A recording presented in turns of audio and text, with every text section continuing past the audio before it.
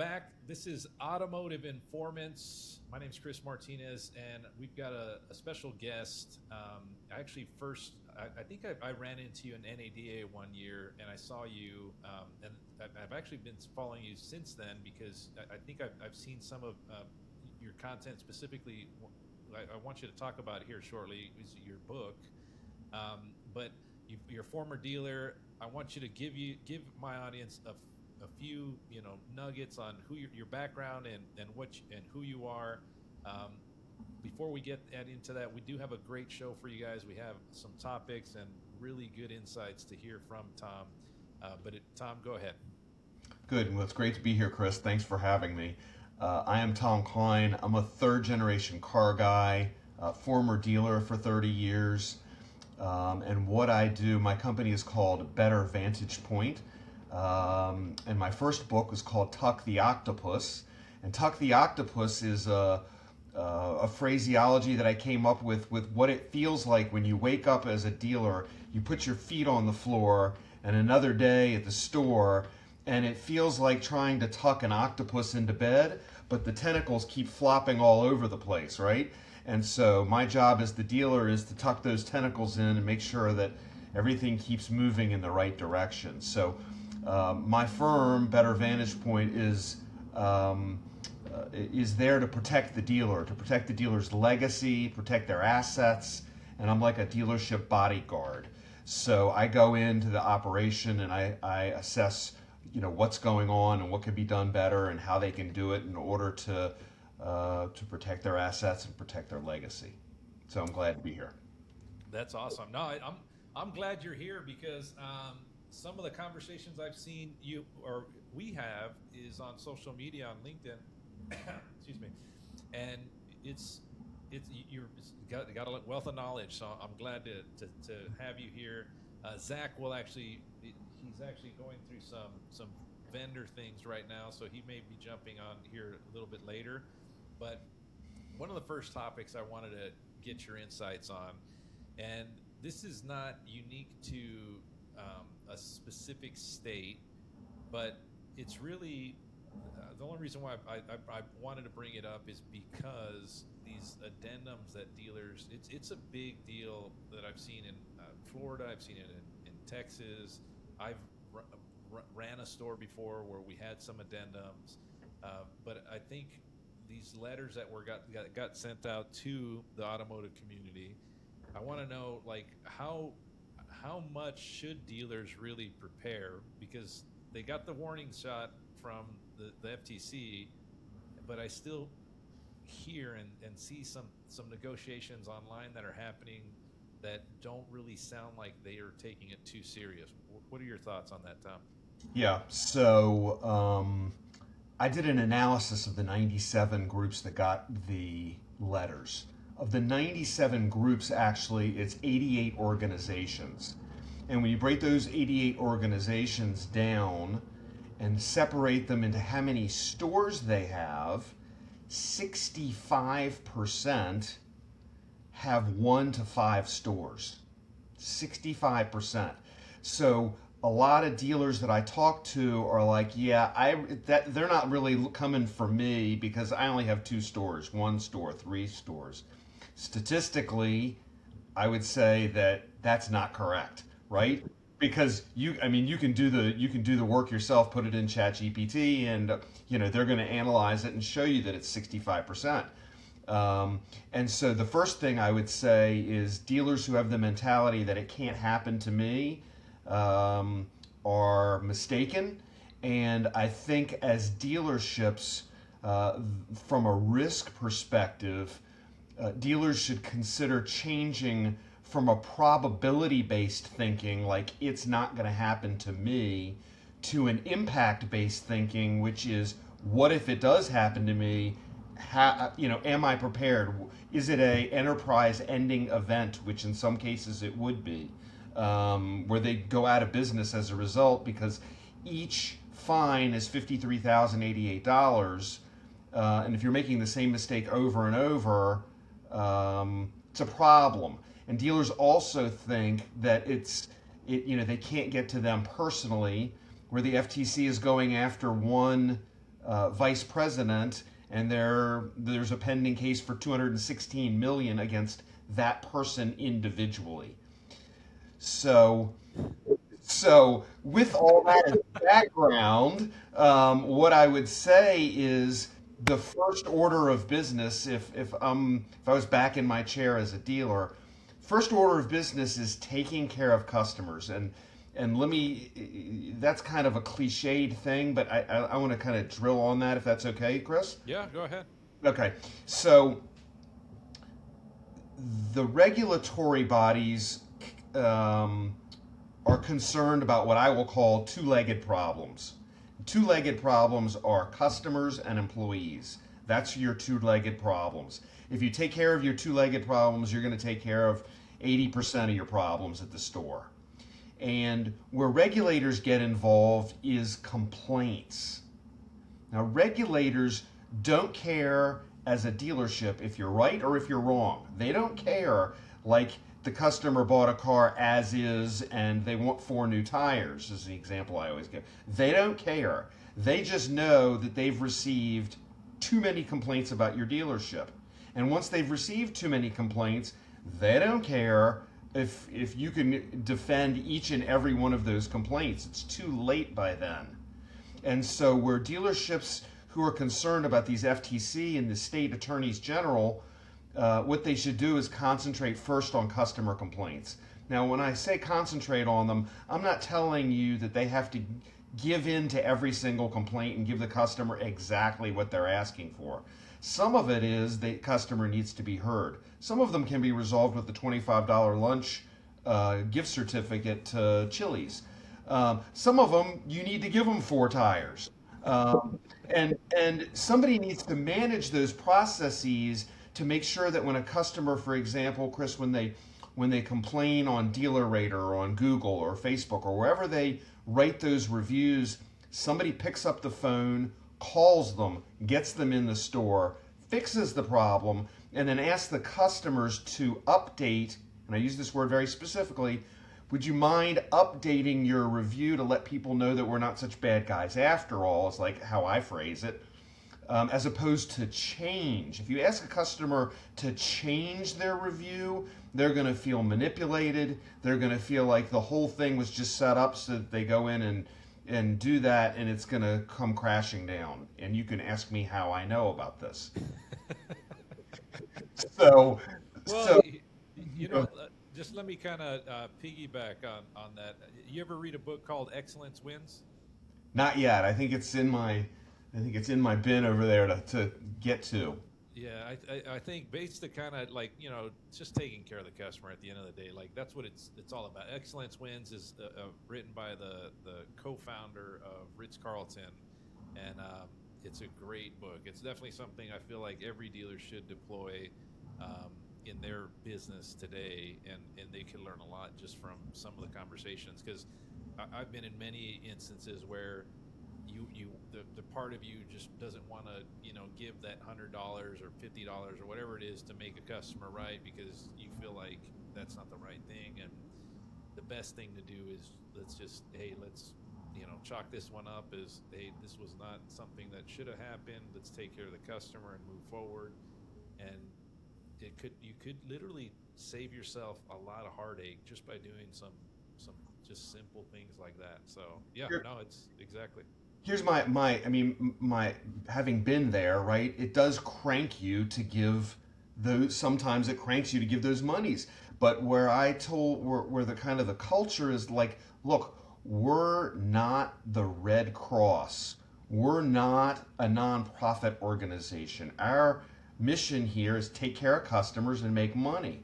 And it doesn't matter who's right or who's wrong. Like, get rid of that thinking. It's just antiquated, and take care of the customer. Get the customer in, split the difference, whatever you have to do. And sometimes, and I've advocated this before, and you can see it on my YouTube channel or whatever, you have to bring the customer in 2 or 3 times to get them straight. I made the mistake early on, of having done the research on what the customer's problem was, saw the internet review, talked to the manager, talked to the salesman, talked to the F&I manager, did all my work, and like I was ready to go when the customer came in, like, and they came in and I said, okay, so, you know, like, what's your problem? And like, here's the answer to your problem, ta-da. And they were like, no, that's not, and because they had to go through a process of talking and interacting and back and forth. They weren't interested in the quick answer, even though it was the right answer for that particular customer. And I learned from that, and I said, gosh, I have to make this more of a process that's customer centric and not efficient for me. My efficiency, they don't care about my efficiencies, right? They don't care that I already have the solution before they walk in. The customer wants to feel empowered. And what I learned, another thing I learned from that is give them two options. We can do this or we can do this. And then they don't feel like the answer is shoved down their throat. They feel empowered. Even though the options I give them are never economically the same. Like, for example, I'll make 3 payments of, I'm making this up, of course, 3 payments of $300. I'll be happy to make your car payments for you to help you out. Or I'll give you a service credit for $500, right? Or whatever, right? Yeah, and a service credit, remember, it's only 50 cents on the dollar because you make roughly 50 cents for every dollar you earn in the service department. So even though there's economic inequities, giving them options really is helping them to feel empowered, and you'll be surprised at what they choose. Well, let me ask you. So, these, I get that part. Like, you want to take care of the customer, but when you look at addendums and what the dealer's going through today, there's some states that are really kind of creating like a whole thing for them to do. But what if the customer, they see some old reviews, or who knows how they're gonna just go after certain people? I think realistically, the employees are going to turn on the dealer before a consumer gets enough reviews where that alerts anybody at the FTC. But what happens with the dealer that's fixed all their pricing, they've done it right, they've got a whole team that's checking for compliance and does all that, but then the FTC says, okay, we're going to look the last 6 years. Mm-hmm. What happens then? Like, they've already done it starting, when the letters went out, they said, you know what, we're going to do it the right way going forward. Yeah. What happens? They get an old complaint, and then they say, you know what, the FTC comes and says, we're going to look at the last 6 years. What happens to the dealer then? Well, first, I think it's important to know that the FTC has scraping capability where they can, scrape your website. There was a 14 point some odd $1 million grant they got, I think, back in 2024 to enhance their technology there. I don't think it was a coincidence that in December of that year they went after Lindsay. That's when the Lindsay Automotive case started, and I believe that's when the Lithia case started. It was in December of 24. But to answer your question, if you need to be prepared for a regulator to come in. So what does that look like to me? It means you have to have one source of truth at the store from a risk and compliance perspective, where everything funnels up to one area, and if the FTC comes in, you should be prepared on any given day to say, come on in, have a seat, let me show you what we do for compliance. Let me explain to you that we're doing compliance training with all our employees every month and having them sign acknowledgments on current events.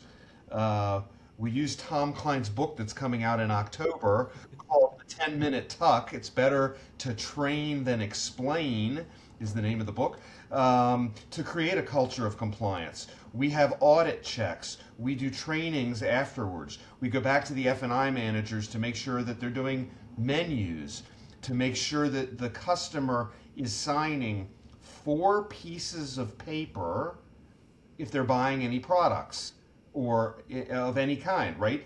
If a customer's buying something, there should be a buyer's order showing the price.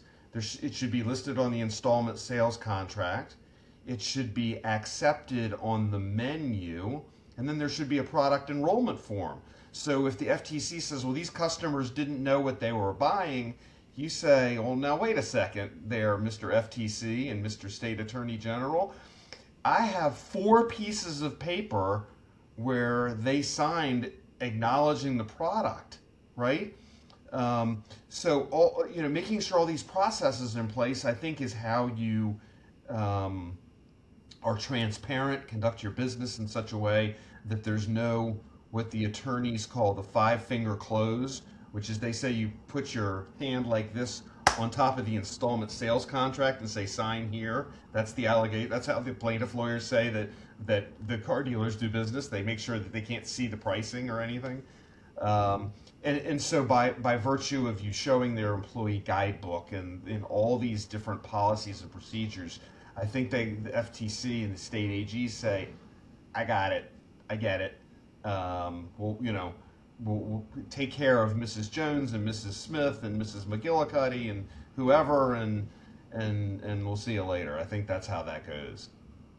Yeah, it's interesting. You would think by now somebody would have already created the technology to do all of that. Because when I think about adding more paperwork, I'm always thinking like, man, are we gonna have this create the never-ending death of paperwork at a store by adding more?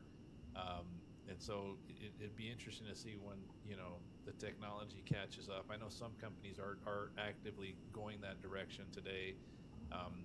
One of the stories that I heard recently at Tesla, and where Elon Musk basically was challenging his president, saying, hey, look, how many clicks does it take to buy a pizza? And they found out that it was like 18 clicks. And then he said, well, how many clicks does it take to buy a Tesla? And so it was like 50 or 60. I forget exactly what the number was. But once he said, okay, let's get it down to 18. So they had to go and challenge their attorneys to figure out, how many signatures they really needed.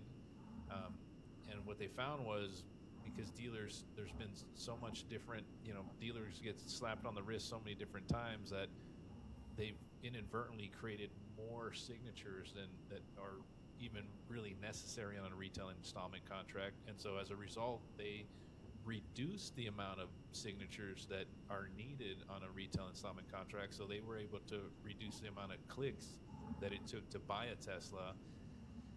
And so it's interesting that that we're kind of encouraging more of those signs, but I think we really need to figure out a way to get the technology to kind of catch up to that. But I do think it's better safe than sorry, and I do think you're right. They definitely need some kind of checks and balances.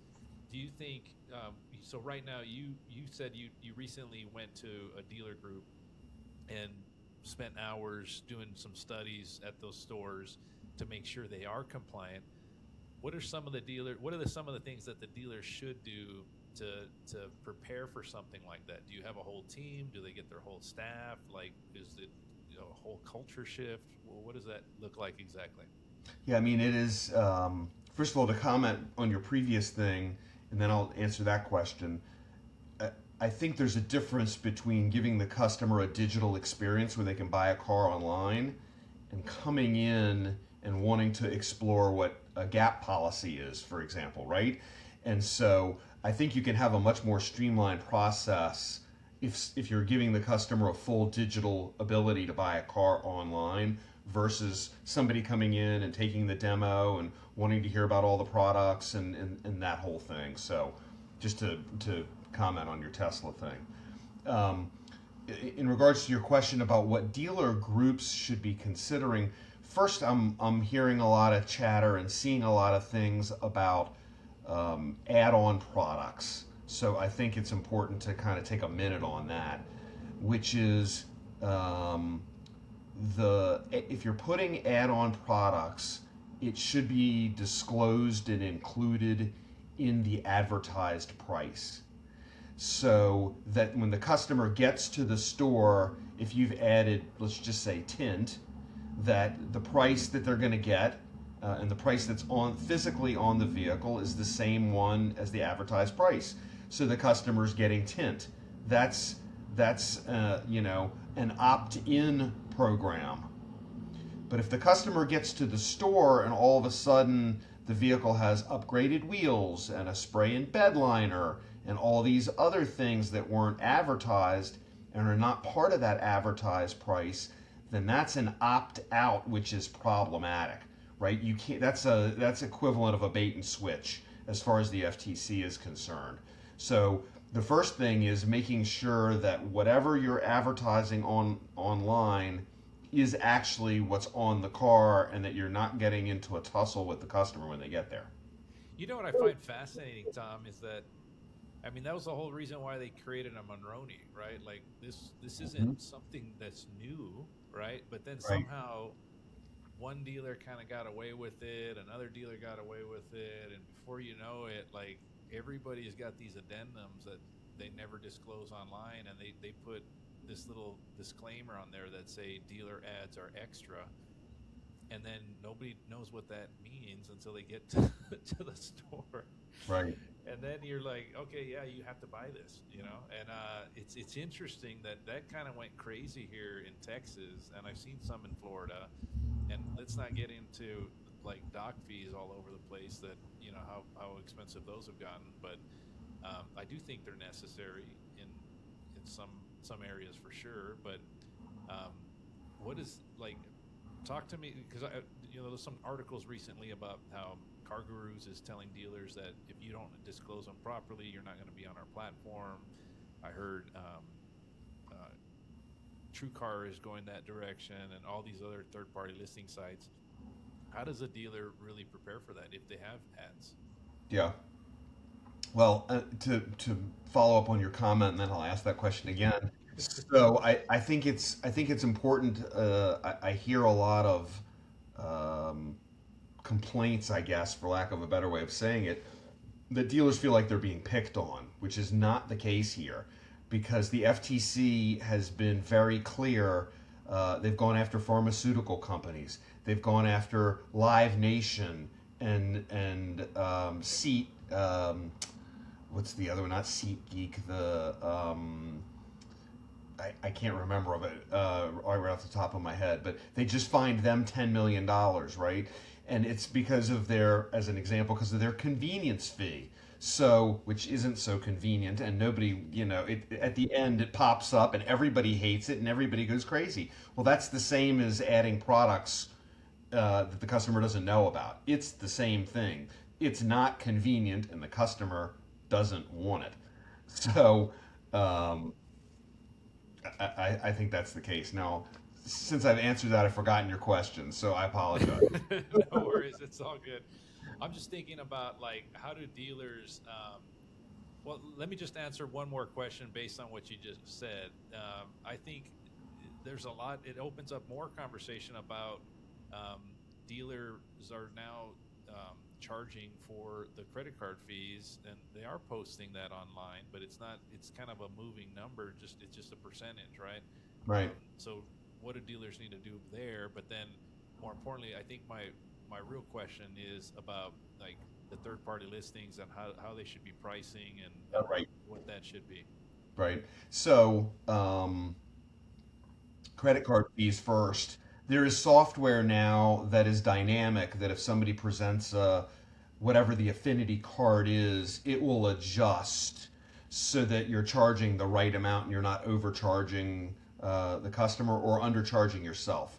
So that technology is there. If my recommendation is, if you don't have that as part of your processor, do some math, do some calculations, be able to show how you came up with whatever it is that you use based on real math, not fuzzy math, and make sure that gets uploaded to your one source of truth, so that if anybody ever questions it, you're not fumbling around, trying to find it. That was question number one. Sorry, question number two. I apologize again. No worries, it's all good, man. Yes, the second question was on third party listings. Third party listings. Yeah. So on third party listings, I think it's important to establish a cadence of auditing to make sure that you can take 10 new cars, 10 used cars from the stores, and make sure that the mapping is correct, and make sure that someone is doing that work, either that you hire somebody to do that work for you or that you're doing it. And then again, documenting it so that if there is a discrepancy, you can say, look, every month, every quarter, every day, every week, whatever it is, whatever you're comfortable with, we do this. So, okay, we're not infallible, and yes, we're going to make mistakes, and we'll correct this one, but you can't say that we're purposely misleading or purposely doing this, because we have a process. Here's our written process uploaded to your one source of truth, and here are the audit results going through, and we go through and we correct them when we find that there's a problem. So, it's the DMS to the feeds to the home net or what, it's clunky. Like, it's all very clunky. And the worst part is it's not real time in a lot of cases. So, like, you might, like, a dealer might get a lead from the third party side, but it might take 18 minutes before it actually hits the CRM. And if you sell the car, it may take, or you sell a car, it may take 2-3 days before it comes off the third party side. So is there anything there that dealers can improve on, or is it just, it is what it is, and if they get slapped on the wrist for not having that car there when they advertised it, I mean, how granular are they going to get? I think, going back to our conversation about taking care of customer problems, if you're not taking care of customer problems, they're going to get more granular. It just depends. But again, policies and procedures. Are you following? Are you being judicious? I say it's the prudent man rule, which is, what would a prudent person do in that circumstance? Is one that, now, the Chris Mufarage, I think, said it needs to come off in 1 or 2 days. That may or may not be the case, right? You should have a process in place so that this is kind of a two-pronged problem.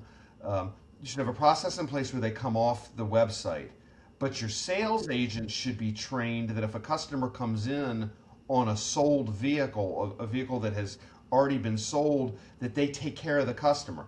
Mr. Customer, that one was just sold, but we can either get you another exact one like that, or order you one and accommodate the exact same price, right? That's a training problem. That's making sure that your frontline people aren't saying ridiculous things to a customer, which will infuriate them and send them into it's just bait and switch and they don't care and that kind of thing. I mean, that's a training problem there. Well, Tom, I really like the direction you went with this, because it really, at the end of the day, if you take care of the customer, you can solve a lot of these types of issues. And think about what this other article kind of leads me to, this one post that I did just recently, where somebody on TikTok decided he was going to go ahead and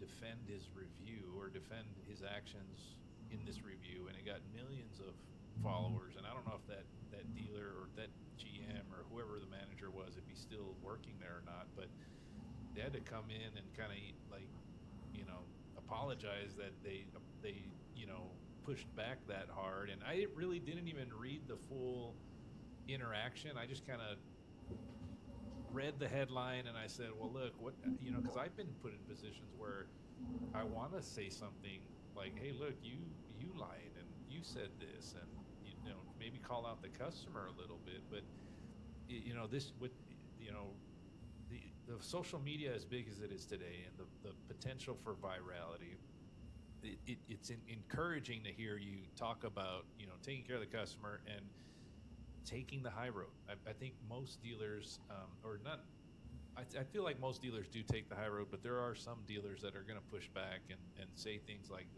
whatever this dealer did. And I think it's important that this topic that you're bringing up, and you keep kind of going back to customer service, customer experience, and the dealers that get that, I think, win long term. Yeah, I mean, there's two things on that. Number one of my most favorite speaking topics is I came up with after a lot of research, various dealer responses on what not to do. Like this is like an hour on how not to respond. I mean, I think my favorite one of all time is the customer said, I didn't sign anything. And instead of the dealer, again, bringing the customer in, trying to resolve the problem, he posted the customer's signature and said, here's your signature. Like, don't tell me you weren't here and you didn't sign for the car, and, getting in there and just trying to beat the customer up, which that's crazy. Like that. Well, they actually in the book Excellence Wins. He actually talks about that specifically, where this lady, he talks about an incident where some lady or some man, something happened where they tripped, or it was something, and they could have come in and sued the company, but because the manager went out, took care of the person, and did what they should have done and take care of the customer, they didn't, pursue anything. But then he points out a time where someone didn't take the high road, and they literally pushed back, and it ended up costing the company a substantial sum, and it ended up costing that person their job. So it's at the end of the day, I know in today's environment where you got politics have gotten crazier than they've ever have, I think you're saying some sage advice about taking the high road, and more importantly taking care of the customer. And because at the end of the day, that's the game, right? We're here to sell more cars, service more customers, and the only way you're going to do that is with the reputation that you take care of that customer. So Yeah, I mean, yeah. I give another one of my favorite recent examples is I was at a client's, and we were talking about a particular customer he was having a problem with, and I gave him counsel on how I thought he should handle it. Uh, and he said, and he like snapped to, and he was like, "Oh my God, I have to show you this." And a disgruntled customer of his competitor put together an AI generated rap song about how he got screwed by the dealership and posted it on TikTok and YouTube, and it's got millions of views now. And you can imagine, I mean, just think about this for a second. Imagine being a sales agent at that store the day you find out that that disgruntled customer has posted that on on all these websites, right? And by the way, the rap is very clever. Like it's very well done. It's very well done. And so I mean, you'll be mortified and upset, and think about the loss of the soft cost loss of the productivity of that sales department for that day and the next day. Everybody's going to be talking about is that rap song, right? You're not selling cars. You're not selling cars that day or maybe that week. Everybody's head somewhere else. And they're if anybody in the the local town, they're defending the dealership. People are calling them and telling, "Oh my God, did you hear this?" Right? I mean, it's just you put a dollar figure on what that does to productivity and reputation, and like anecdotally, I can tell you as an example, I know of one dealership that had a class action start in a church. Two ladies were sitting next to each other, and they were complaining about their cars, and one said to the other, "Where'd you buy it?" And "Where'd you buy?" We both got screwed by the same dealership. And then I know that settlement, this was 20 years ago. That settlement 20 years ago was 8 million, 9 million, and that doesn't include the attorney's fees. That doesn't include the loss of reputation. Like, the numbers are astronomical. And when people, going back to something I said earlier, have to change your thinking from probability-based thinking to impact-based thinking. Yeah, and that $8 million in today's money was probably like 40 million or something crazy. So Sure, you know 100%. it's well, here to kind of piggyback. Here's another article that I wrote about. recently, and Yelp is now partnering up with ChatGPT. And ChatGPT's got over a billion users every week. It's a big deal. I think dealers need to be more aware of, an SEO strategy that can really help them in these areas. Um, and there's this talk on a lot of forums where AEO, GEO, SEO, it's all the same thing essentially. You just got to optimize your site for the different types of conversations people have and asking questions. But reason why I bring this one up is because Yelp, for years, I've had my challenges as a dealer with Yelp, because I always felt like the only way that they would help me is if I signed up with them. Right. And most of the time it's just people yelling about, an experience. And so, like, all my other review sites, for whatever reason, I can get them to 4.5, 5 stars, but for some reason that company I could never get to, 4 stars. Like, it was like always 3.5 stars or something, because even though I'd get real results on these reviews, they would just hide those reviews. So in this day and age of, companies like this partnering with, places that they have a voice for the consumer, how do dealers need to prepare, and is there any way to combat things like that? I think this kind of ties into a conversation I had with a dealer group last night, 15 stores, and he said, I'm getting bombarded with complaints and lawsuits from both employees and customers. And I said, well, where do you think it's coming from? And he said, there's no question it's coming from AI. And I said, how do you know? And we went through it, and there's no question. I mean, and that's not the first time I've heard that. I've heard that a lot very, very recently. And so these AI agents are helping customers complain. They're helping customers going to complain to the state, AGs. They're helping customers complain to Yelp. They're helping customers complain to dealers and get them to lawyers and the whole thing. So having a strategy or a system of dealing with these is just something that I think is essential. And I'm not trying to, harp on this by any stretch, but the best risk mitigation strategies for dealerships is handle your two-legged problems. And, and that's just it. And does that mean you're going to give up some gross? Yes, of course you're going to give up some. Does it mean you're going to save in the long run? There's no question. I mean, we've talked about like 10 different examples in the 30 minutes of what happens, right? And hope is still not a strategy. Still, I mean, it's just not. And so, I would also encourage dealers, of course, to bolster their defenses when they're looking at their insurance. Most businesses, the last study I saw said that 66% of business owners don't know what's in their policy. And I would tell you it's closer to 90% or 95%, right? Dealers spend hundreds of thousands or millions of dollars on insurance, and they don't know what their policy covers and what it doesn't.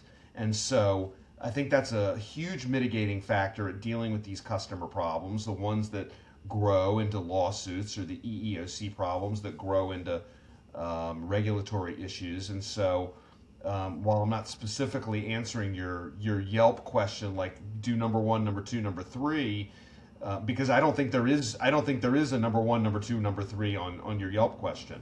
So I mean, that is actually the answer. But overall, coming up with a strategy on how you're going to deal with these, and just my opinion is blowing them off isn't the strategy, and hope still doesn't work.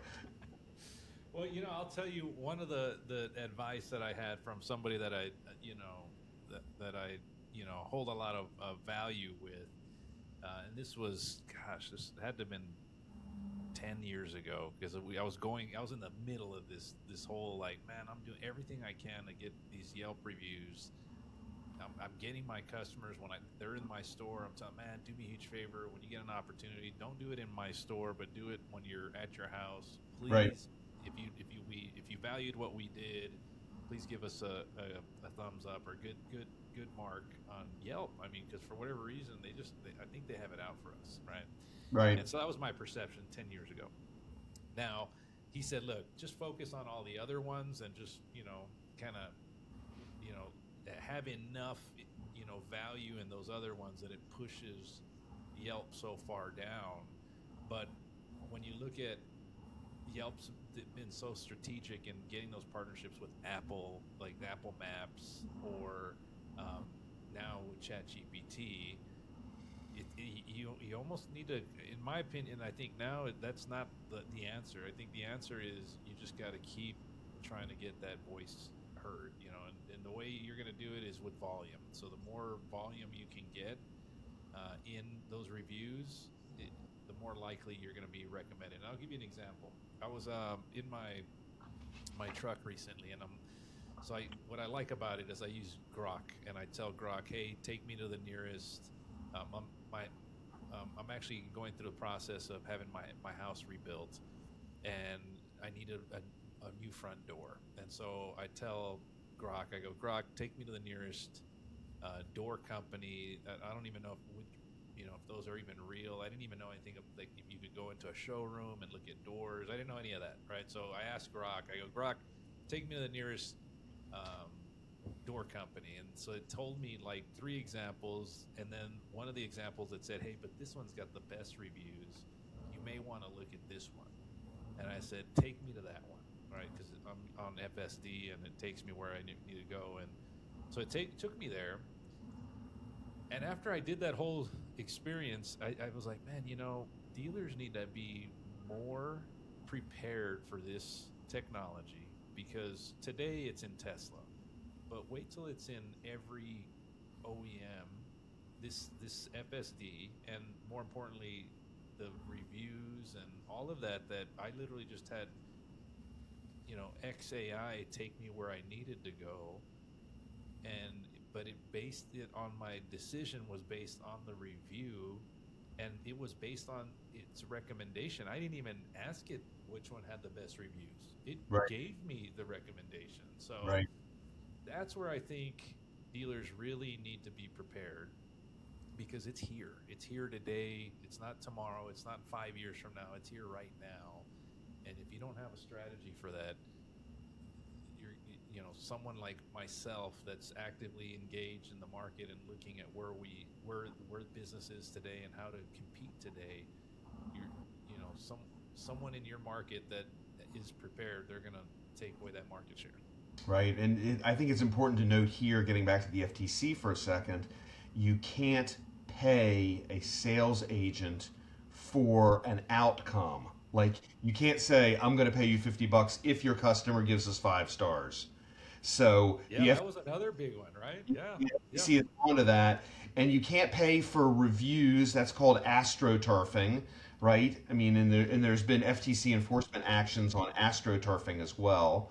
Expand on those a little bit. I think the audience needs that was one other one we didn't get to last week, and just to give some context. So there was an article that was written about, and actually I think I wrote something on it where, dealers need to be aware that, if you're telling a customer, hey, do this and I'll pay you $50 gift certificate or $25 coffee at Starbucks if you give me a good survey, or if you give me $100 or a good survey, I'll give you gas or something.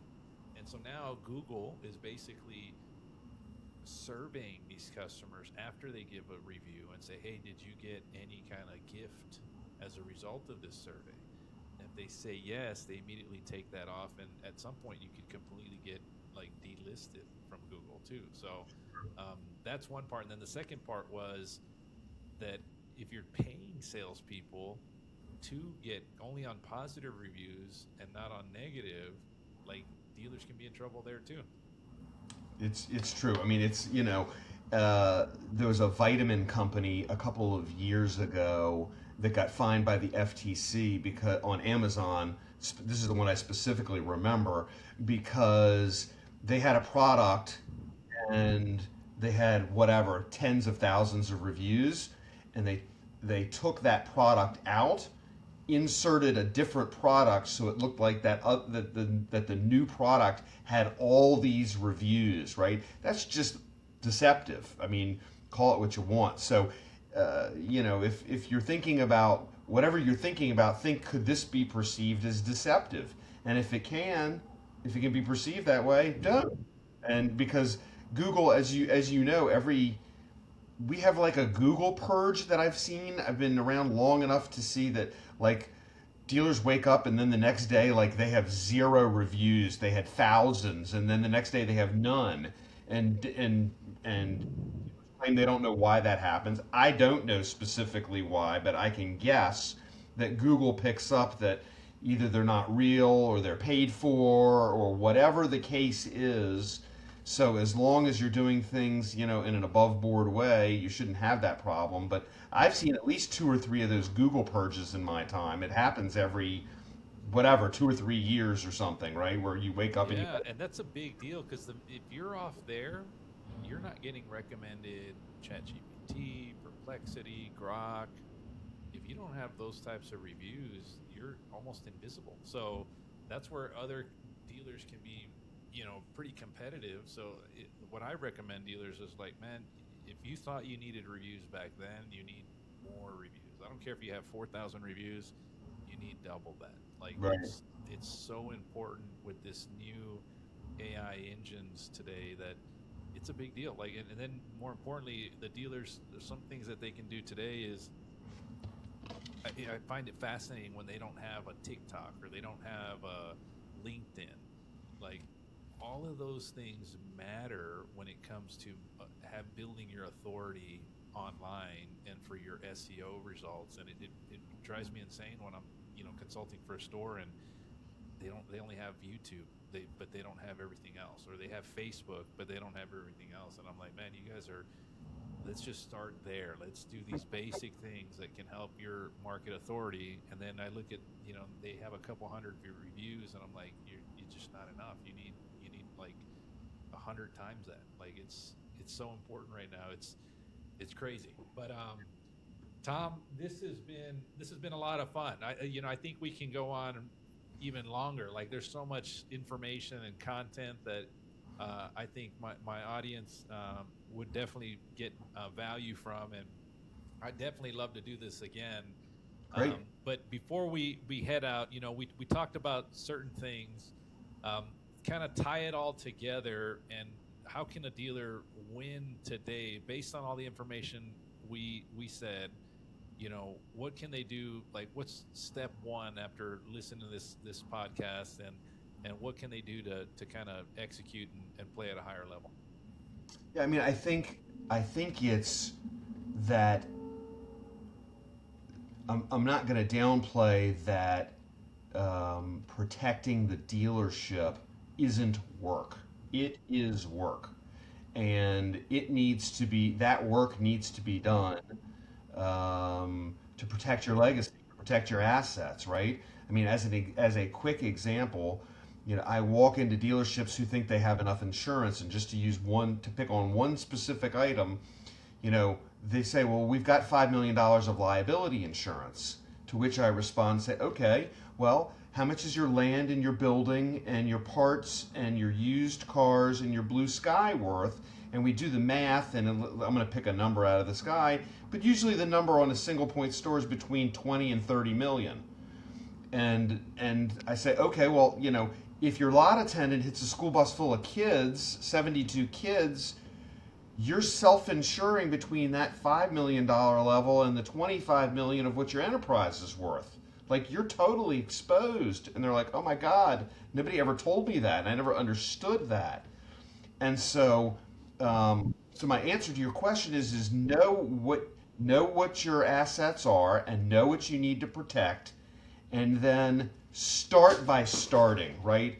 None of us are perfect in this area of risk and protecting the dealership and compliance. And so just paying for a software package, like, I know we pay for ABC company, so we're good. And like, if you've never checked what that company is doing for you, and who's in charge of it, and who periodically does audits of it, and who's report. Like, there's work to be done there. So start by starting, and this is something you should work on 15 minutes a day or whatever, 20 minutes a day, half an hour a day. It's just part of the routine that the dealer principal should have in the discipline of making sure that they're protecting the store, because doo-doo does happen, and it happens to everybody, and it's not a matter of if, it's a matter of when.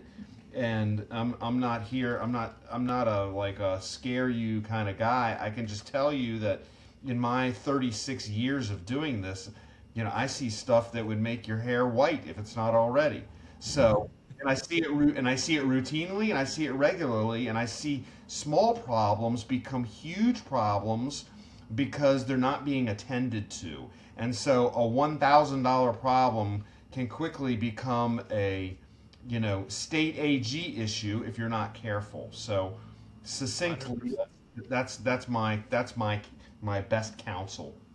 I appreciate that, and real quick, just for me, I think everything you said for sure they need to do, and put something, get a plan, put it in writing, and I would start with the book Excellence Wins. I think that is just like a great book to take care of your consumer, the customer, and more importantly, when you take care of the people, you can avoid a lot of these headaches. So until next time, thank you, Tom, for coming on the podcast. And Pleasure. for my audience, please like, subscribe, share if you find any value. Until next week, we've got a lot of other topics, and Zach should be back, and we've got some other guests. But Tom, until next time, I appreciate it. Thank you so much. Thanks. Good to see you. Appreciate it, Chris.